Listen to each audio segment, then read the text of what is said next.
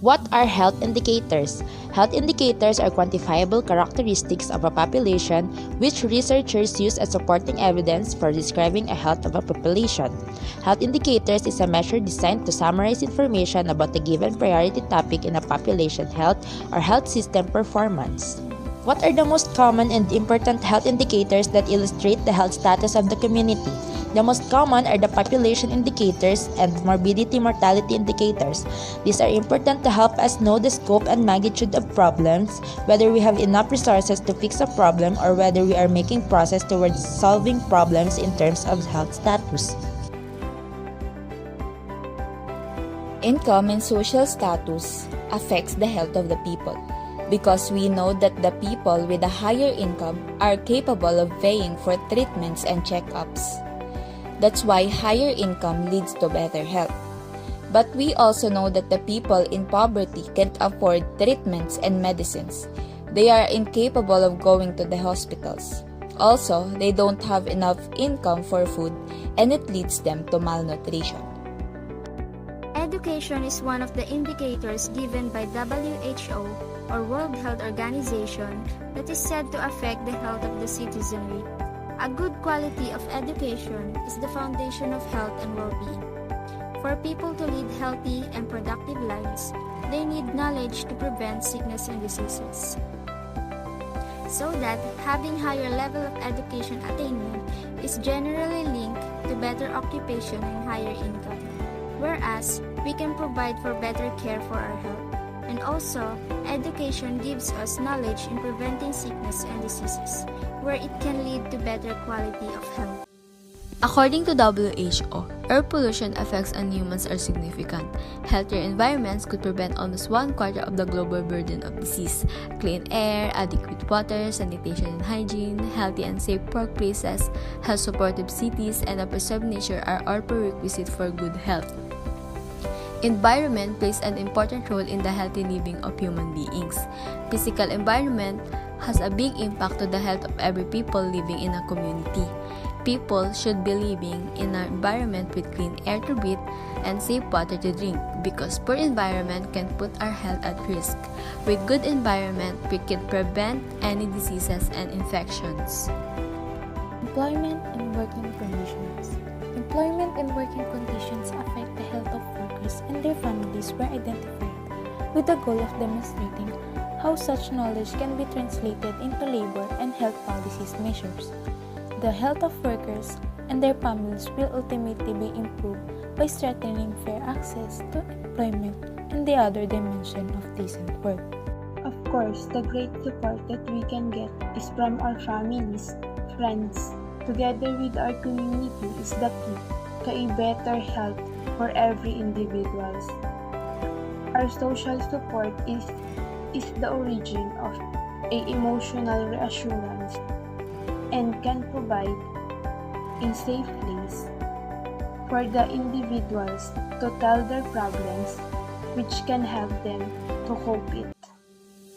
The emphasis on culture in our genetic counseling training recognizes its crucial role in molding an individual's conceptualization of health, as well as other life aspects.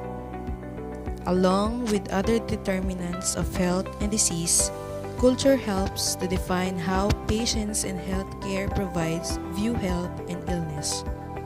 Cultural awareness is a prerequisite prior to achieving cultural competency. Genetics is one of the indicators given by World Health Organization that is said to affect the health of the citizenry. To improve health, it is important to understand how genetics interact with other factors. Many health conditions and diseases are also carried in our genes. Changes in many genes, whether it is a small effect, may underline susceptibility to many common diseases that can affect the health of the people inside the community.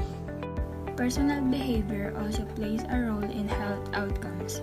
For example, if an individual quits smoking, the risk of developing heart disease is greatly reduced. Many public health and healthcare interventions focus on changing individual behaviors, such as substance abuse, diet, and physical activity. Positive changes in individual behavior can reduce the rates of chronic disease in this country. Example of personal behavior determinants of health includes diet, physical activity, alcohol, cigarettes, and other drug use, and also lifestyle. For health services, human care is focused and organized around people and communities, while caring for the patient is much more in need of attention.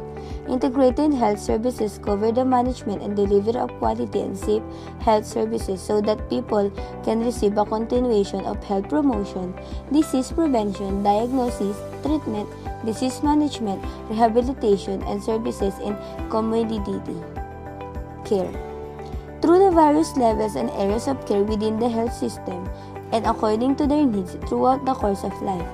WHO supports countries in implementing people-centered and integrated health services by developing policy options, reform strategies, evidence-based guidelines, and best practices that can be applied to a variety of country settings.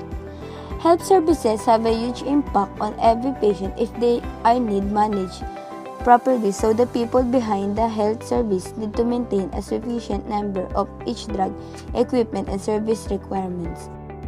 Globally, the average life expectancy gap between men and women is 4.6 years. With women not living in part, this difference may be due to the impact of sex, biological difference between male and females in growth, metabolism, reproductive cycles, sex hormones, and aging process. Even when men and women are equally exposed to a risk or disease, the health consequences may be different for each sex. For example, among men and women who smoke tobacco, women appear to develop severe chronic obstructive pulmonary disease at younger ages than men and with lower cumulative cigarette smoke exposure. An understanding of gender requires understanding the complex social processes through which people are defined and linked and how this evolves over time. Gender intersects with other drivers of inequities, discrimination, marginalization, and social exclusion, which have complex effects on health and well-being. These intersectional drivers include ethnicity, class, socioeconomic status, disability, age, geographical location, sexual orientation, and sexual identity.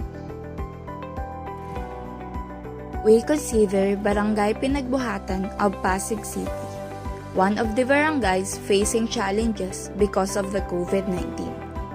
As of February 6, 2021, Barangay Pinagbuhatan confirmed cases of COVID rises to 1,426.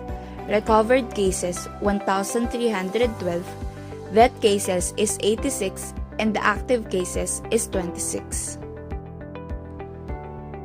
As a group, we think that the morbidity and mortality rate are related to the barangay we have chosen because of its cases of deaths and continually rises in cases of illnesses.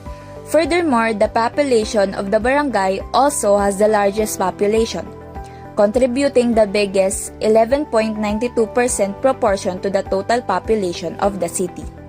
That's why the population indicators in the barangay are present in the local.